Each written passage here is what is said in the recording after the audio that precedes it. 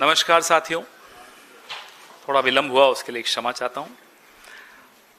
अब अगर हम किसी से विपक्ष की हैसियत से भी अगर पूछ लेते हैं कि क्या आपके खाते में 15 लाख आए या नहीं आए, बड़े खिसिया जाते हैं लोग।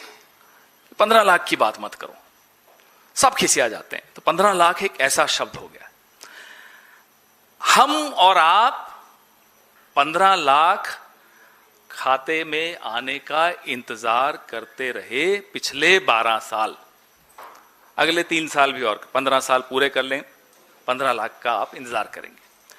लेकिन हमारे साहब मोदी साहब, सफेद दाढ़ी के दोस्त राजेश भाई 15 लाख करोड़ का घोटाला कर दिया। भूल जाइए अब 15 लाख। 15 लाख करोड़ का घोटाला नरेंद्र मोदी जी के दोस्त राजेश भाई ने कर लिया।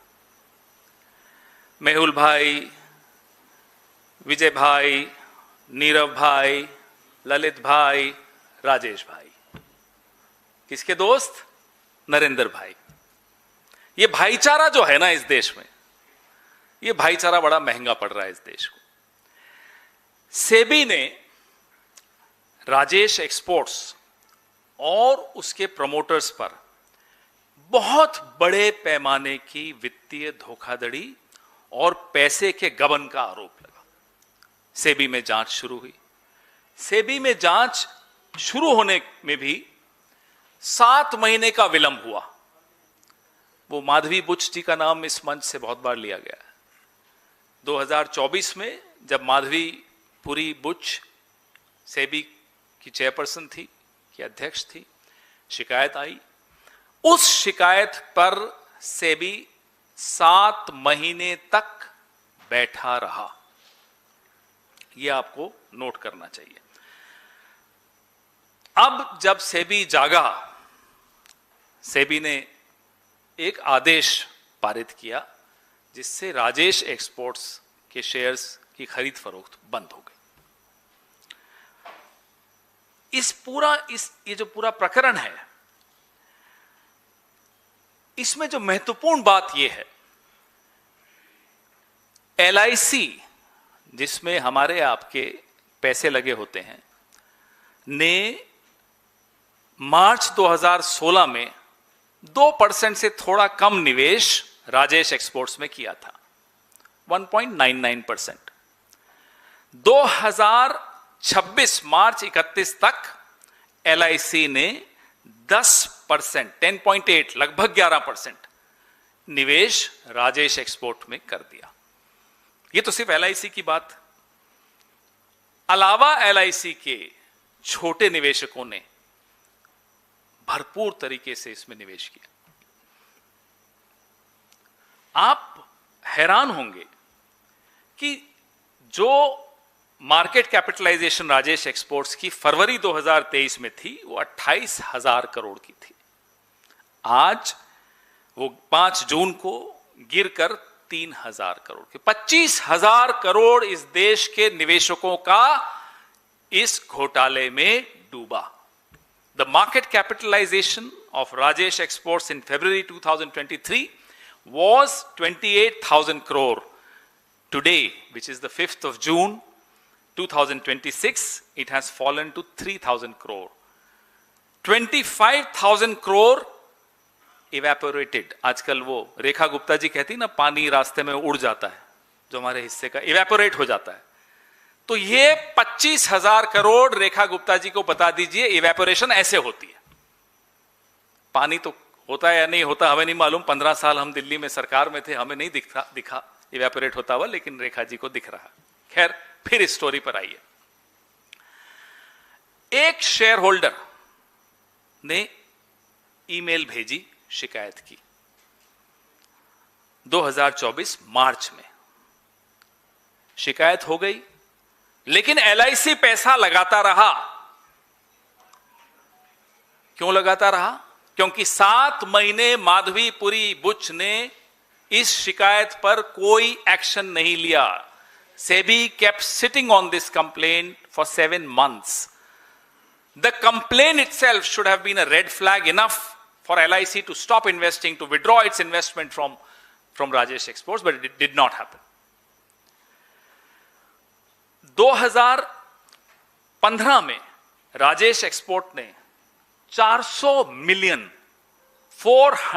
मिलियन डॉलर की इन्वेस्टमेंट करके वेलकैम्बी, एक सबसे बड़ी स्विट्जरलैंड की एक गोल्ड माइन खरीदी, रिफाइनरी खरीदी। इतना बड़ा पैसा कोई हिंदुस्तान की कंपनी लगा रही है, 400 मिलियन डॉलर स्विट्जरलैंड की एक गोल्ड रिफाइनरी खरीदने में। सेबी ने क्या इसको स्क्रूटिनाइज करना उचित नहीं समझा कि साहब ये पैसा कहां से आया है, कौन है इसके प्रमोटर्स? 400 मिलियन 2015 में, आज क्या कीमत होगी उसकी, आज डॉलर के हिसाब से आप देख लीजिए। और मार्च 23 2022 में बड़ी रोचक बात बताता हूं आपको। ये कंपनी क्या है? राजेश एक्सपोर्ट गोल्ड और जेम्स प्रोसेसिंग करती है, रिफाइनरी करती है, जो भी रिफाइन करती है, जो भी करती है। इसका एनर्जी स्टोरेज सेक्टर से, बैटरी से कोई लेना देना नहीं। लेकिन मार्च 23 2022 को राजेश एक्सपोर्ट्स को 5 गीगावाट की मैन्युफैक्चरिंग कैपेसिटी का काम ministry of industries, heavy industries से मिला, 18,100 करोड़।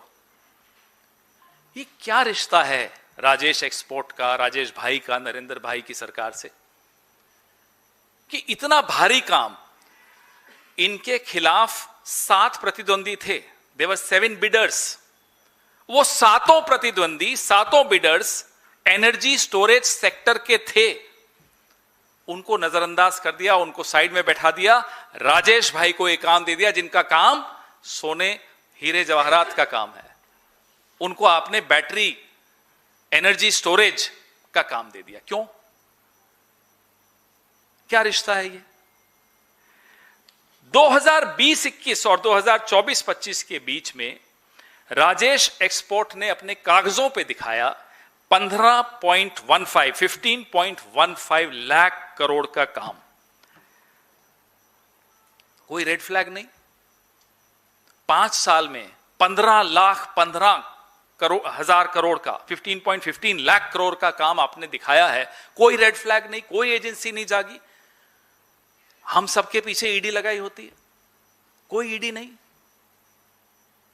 सो रहे हैं। एक और रोचक तथ्य सुनिए आप। अब कोई इतना बड़ा काम करता है तो ऑडिटर की क्वालिटी कौन ऑडिट करेगा, कौन सी फर्म ऑडिट करेगी, बहुत महत्व रखती है। बड़े बड़े नाम हैं, 4-5 बहुत बड़े नाम है विश्व के। हमने यही उम्मीद की कल जब हम देख रहे थे सारा डेटा कि साहब बहुत बड़े बड़े नाम होंगे। नहीं, छोटी छोटी ऑडिटर। बैंगलोर के एक messrs V Shivashankar and company, छोटा ऑडिटर। फिर ये भी बेंगलोर के मेसर्स पीवी रमना रेड्डी, बेंगलुरु के एक और। फिर बेंगलुरु के तीसरे मेसर्स बीएसडी एंड कंपनी। तो छोटे छोटे मल्टीपल ऑडिटर्स, बार बार बदल रहे हैं ऑडिटर्स। क्या ये रेड फ्लैग नहीं है?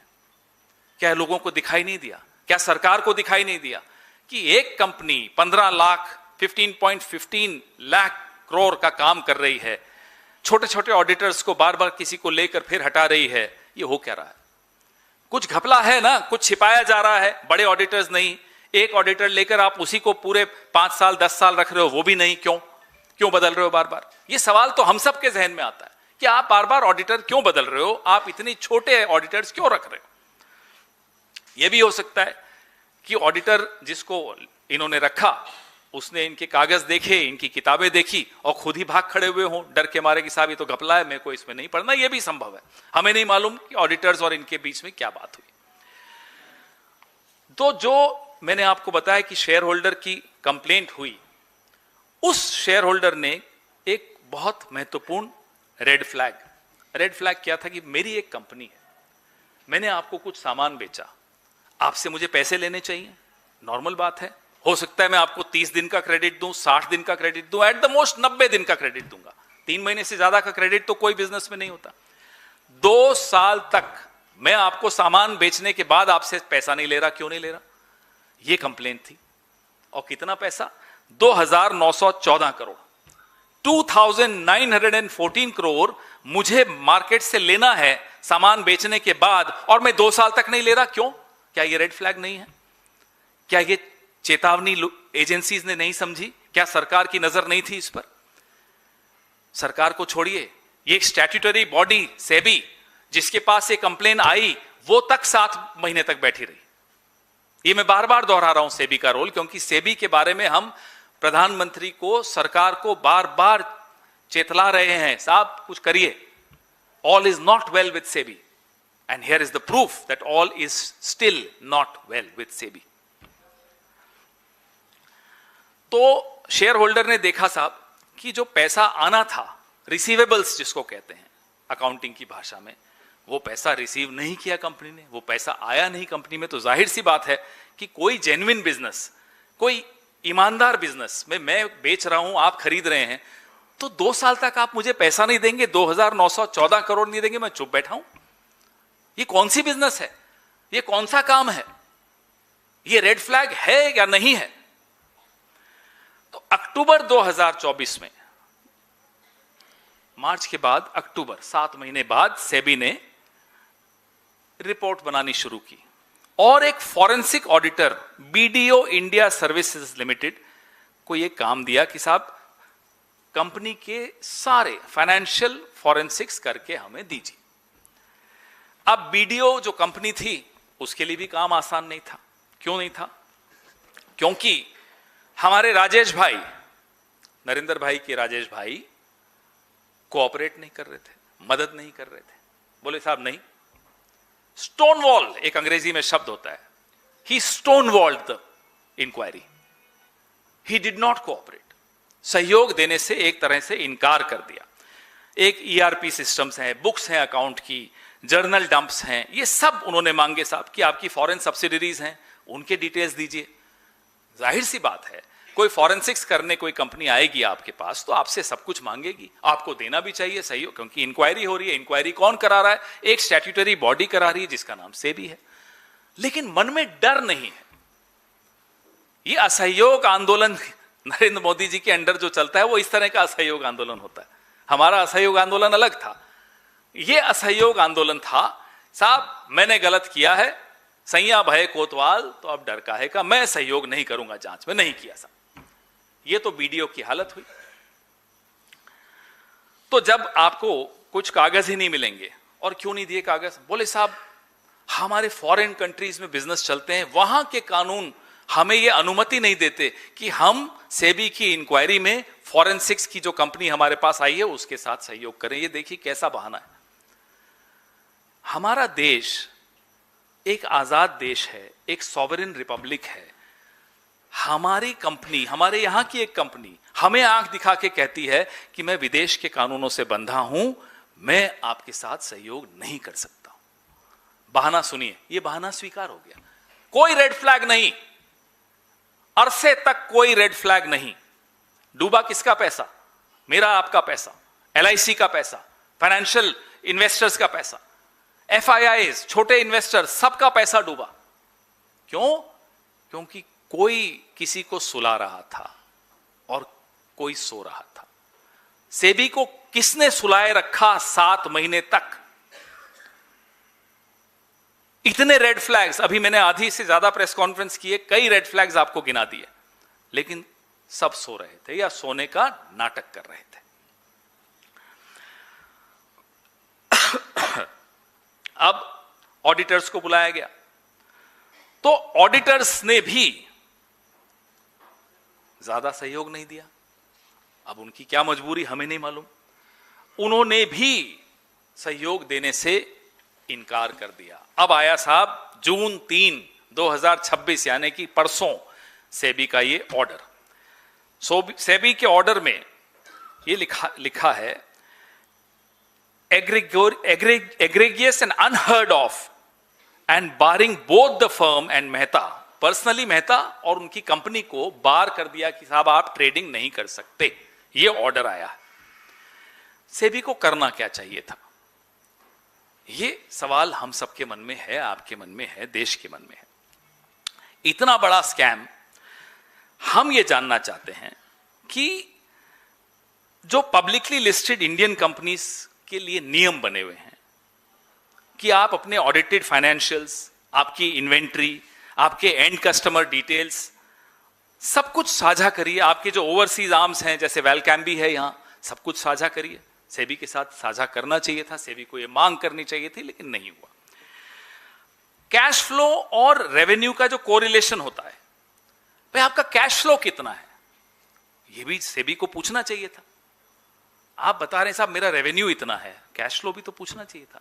दोनों के बीच में मैच कर रहा है या नहीं, कोरिलेशन है या नहीं, लॉजिकल दिखता है या नहीं, यह भी काम सेबी का है। और जो फॉरेंसिक एक्शन था, क्या इस फॉरेंसिक एक्शन में इतना विलंब जायज है?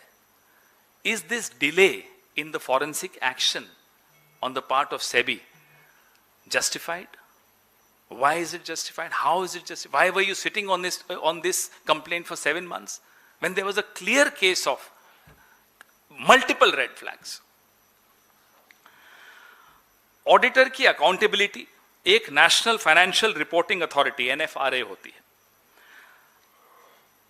अब रेगुलेटर ने इन सब ऑडिटर्स को NFRA को रेफर कर दिया। क्या जो अनवेरिफाइड ट्रांजैक्शंस हैं या जो मिसिंग डॉक्यूमेंटेशंस हैं, उनके लिए कोई सिस्टम है सेबी के पास या नहीं है? क्या आप उनको जवाबदेही तय करोगे ऑडिटर की या नहीं करोगे? NFRA करेगी या नहीं करेगी? हमारे सवाल बहुत जायज सवाल हैं। How could a listed company report revenues running into 15.15 lakh crore in 5 years if the underlying transactions and records were allegedly not available for verification? 15 lakh से ऊपर, 15 लाख करोड़ से ऊपर हमने बोल दिया कंपनी ने, उसके रिकॉर्ड्स बिना वेरिफिकेशन के, और हमने स्वीकार कर लिया। कैसे, क्यों किया, किसके कहने पर किया, किसके इशारे पर किया? FIU financial intelligence unit, SFIO serious fraud investigation office, DGFT director general of foreign trade, ED, CBI और सेबी क्या कर रहे थे? आप रिकॉर्ड उठा के देख लीजिए इन एजेंसीज का, सेबी को छोड़ के बाकी एजेंसीज का। पॉलिटिकल केसेस में त्वरित गति से 24/7 काम करेंगे। जहां जेन्युइनली असल में लोगों का पैसा डूब रहा है, आम आदमी का पैसा डूब रहा है, LIC का पैसा डूब रहा है, वहां SFIO चुप, DGFT चुप, FIU चुप, ED चुप, CBI चुप, प्रधानमंत्री चुप, सरकार चुप। क्यों? और जो राजेश एक्सपोर्ट्स के शेयर्स हैं 900 रुपए प्रति शेयर से गिरकर अब 80-90 पे आ गए थे पिछले 2 दिन में। क्या यह स्थिति से बचाया जा सकता था हमारे निवेशकों को? अगर ये लोग सही समय पर जाग जाते तो क्या हमारे निवेशकों का पैसा डूबने से बच जाता? क्या बड़े बड़े जो शार्क्स बैठे हैं जिन्होंने इसमें इन्वेस्ट किया था, उन्हें पहले ही मालूम था? छोटे इन्वेस्टर्स को और सरकारी इन्वेस्टर को चपत लगी? ये हमारे सवाल हैं। क्या सरकार को, छोड़िए सेबी को 1 मिनट के लिए साइड में रख लीजिए, ये सरकार तो भाई सुना है कि पत्ता भी गिरता है दिल्ली में कहीं तो मोदी जी को मालूम पड़ जाता है, हो सकता है उनकी अनुमति से गिरता हो। हवा चलती है उनकी अनुमति से चलती है, सूरज उगता है उनकी अनुमति से उगता है, सूरज डूबता है उनसे पूछकर डूबता है, सब कुछ उनसे पूछकर होता है। तो मोदी साहब, आपकी सरकार को यह नहीं मालूम था कि इतना बड़ा घोटाला हो रहा है? इंतजार किया आपने 900 का शेयर 100 पे आने की, इंतजार किया आपने इतना लाखों करोड़ लोगों का डूब जाने की। क्यों इंतजार कर रहे थे? किसको बचा रहे थे?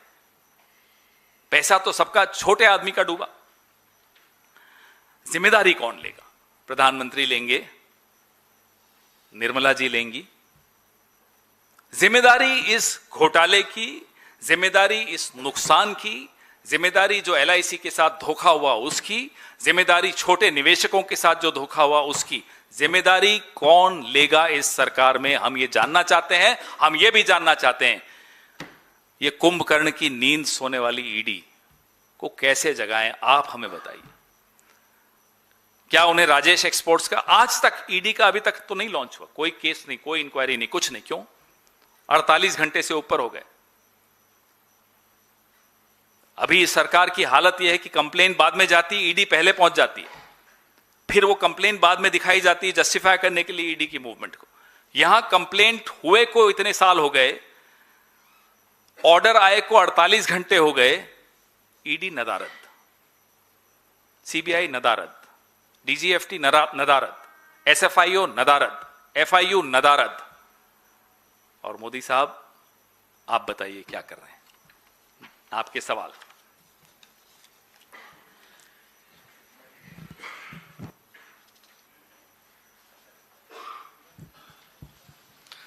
पवन जी, मेरा सवाल आपसे यह है कि आपने 15 लाख करोड़ की बात की है कि बड़ा घोटाला हुआ है। किस तरीके की जांच की आप लोग मांग कर रहे हैं? क्या जेपीसी की जांच होनी चाहिए, न्यायिक जांच होनी चाहिए? किस तरीके की जांच की डिमांड करते हैं आप?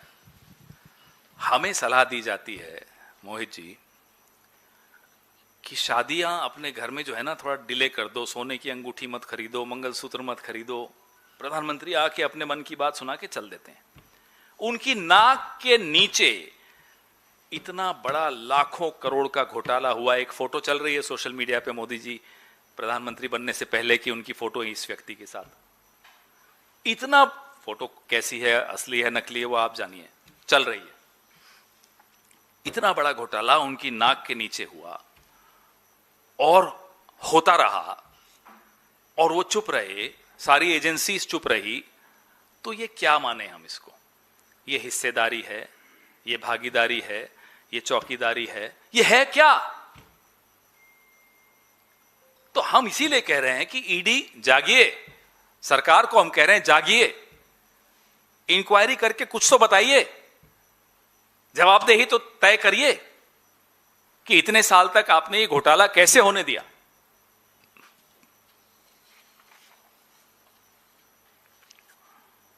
हाँ जी,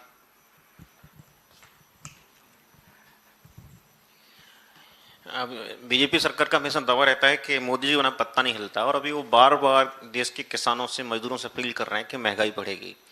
तो इसका मतलब, और ये घोटाला भी कई साल चल रहा था, 2024 में भी प्रकाशित में आया, सेबी ने कोई कार्रवाई नहीं की। तो क्या लगता है अभी इस तरह के बहुत सारे स्कैम्स जनता को देखने के लिए बाकी हैं? अब लोग अपनी गाड़ी का पेट्रोल टैंक भरवाते हैं ना, जब पूरा कराने में डर लगता है कि कहीं ईडी नहीं आ जाए। सब इतना पैसा कहां से आ गया कि आपने पूरा पेट्रोल टैंक भरा दी। लेकिन इतना बड़ा घोटाला और एजेंसीज नहीं पहुंची, तो ऐसा, ये तो बाहर आना पड़ा क्योंकि एक कंप्लेंट थी। माधवी जी 7 महीने उस कंप्लेंट पर बैठी रही। कितने दिन तक बैठोगे? आपको भी, आप स्टैट्यूटरी बॉडी हो, आपसे भी पूछा जाएगा, तो कुछ ना कुछ तो करेंगे आप। चलिए 2 साल बाद कर दिया आपने, अब रिपोर्ट आ गई। ऐसे अनेक घोटाले आए हैं, आ रहे हैं, आएंगे।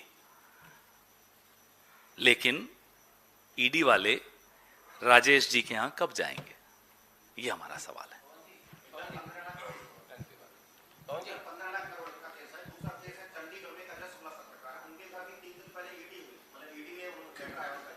मैंने देखा था, यही है, ये तो अंधेर नगरी चौपट राजा इसीलिए कहते हैं। एजेंसी जो है ओवरबर्डन है पॉलिटिकल काम से, और राजेश सुरेश पे ध्यान नहीं दे पा रही हैं। हम ये सोच भी रहे थे उस दिन कि ईडी के अधिकारियों को, कर्मचारियों को हम एक बार बुलाएं और पूछें उनसे, आपको ओवरटाइम मिलता है? क्योंकि आप तो पूरे 24 घंटे पॉलिटिकल लोगों के पीछे घूमते रहते हैं। उम्मीद करते हैं कि ईडी के कर्मचारियों और अधिकारियों को मोदी सरकार थोड़ा ओवरटाइम जरूर देती होगी। ओवरबर्डन्ड हैं, बेशक ओवरबर्डन्ड हैं, ओवरटाइम भी शायद नहीं मिलता होगा। हमें इन पर दया भी आती है, बुरा भी लगता है, इनके भी परिवार हैं, सरकारें आती रहती हैं, जाती रहती हैं। अब ईडी के कुछ अधिकारी तो ऐसे हैं जो घर जाते हैं तो उनके घर वाले उन्हें नहीं पहचानते, दिन भर बेचारे बाहर रहते हैं, कभी कांग्रेस के किसी नेता के पीछे, कभी किसी और विपक्ष के नेता के पीछे। जब तक ईडी विपक्ष के नेताओं को नरेंद्र मोदी नामक ब्रांड की वॉशिंग मशीन में नहीं ले जाते, अमित शाह के वॉशिंग पाउडर में नहीं धुलवाते, तब तक उनका काम नहीं खत्म होता। तो ओवरबर्डन हैं, इसलिए असली जो चोर हैं वो बच के भाग रहे हैं। Pawan sir, in 2014 we have seen the bank balance of Rajesh Exports that claimed around 9,826 crores in bank balance. But at the same point, it has shown the debt of around 2,700 crores. So it was quite questionable at that time in 2014-15 also that the company with a surplus of money was having a debt of around 2,700 crore. So these were the lapses that were also pointed out at that point of time. So did it go without check and balance? Well, there are several such companies where you will see the debt as very high and the ratio very high, yet they keep getting work, they keep getting business, they keep getting the patronage of the government, and they keep going unchecked. This is not the first example. There are several examples, and we've spoken about those examples in the past also, and we'll keep highlighting more examples, more such examples. You're right, it definitely went unchecked. इस पे अगर नहीं है तो फिर पूछ लीजिए। मैं हरिओम हूँ, झारखंड रिपोर्टर से। झारखंड से इस पे पहले इसी नहीं, इस पे तो हमारा एक्सपर्टीज नहीं है सर, हमारा एक्सपर्टीज जिस पे है। झारखंड पे मेरा एक्सपर्टीज नहीं। दूसरा सीट जो है उसे जीतने को लेकर कितने आश्वस्त हैं आप लोग? हम 7 सीटें जीत रहे हैं। हाँ जी।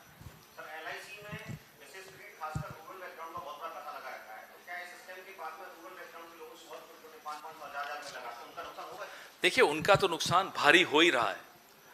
उसके साथ साथ आप जो निवेशकों के लिए माहौल होना चाहिए अर्थव्यवस्था में, एक समाज में, वो माहौल आप खत्म कर चुके हो। Credibility of your market is over. तो कौन इन्वेस्टर आएगा, मुझे ये बताइए। अभी मैं एक रिपोर्ट पढ़ रहा था, 400 करोड़ पर आवर इन्वेस्टमेंट्स यहां से बाहर जा रही है। 400 करोड़ प्रति घंटे के हिसाब से इस देश से इन्वेस्टमेंट विड्रॉ की जा रही है। कारण ये है आपके सामने।